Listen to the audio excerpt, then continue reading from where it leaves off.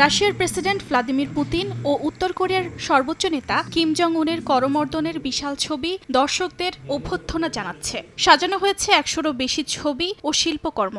এমন চিত্রের দেখা মিলল রাশিয়ার রাজধানী মস্কোর কেন্দ্রীয় সজ্জা শিল্প জাদুঘরে, যেখানে চলছে উত্তর কোরিয়ার শিল্প প্রদর্শনী।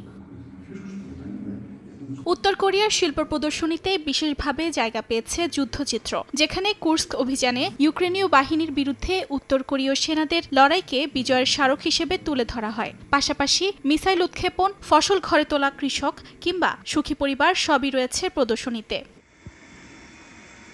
কেবল যুদ্ধ নয়, কৌশলগত সম্পর্ক স্পষ্ট হয় বিশেষ এ প্রদর্শনীতে। গেল বছর পুতিন কিম স্বাক্ষরিত চুক্তিতে ছিল পারস্পরিক প্রতিরক্ষা ধারা। এরপর থেকে সরাসরি ট্রেন ও ফ্লাইট চালু হয় মস্কো পিয়ংইয়ং রুটে।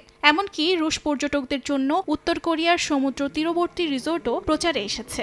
উত্তর কোরিয়াকে নিয়ে তাদের পূর্বধারণা বদলেছে বলে জানান দর্শনার্থীরা। অর্জিতা শেহজিন, সময় সংবাদ।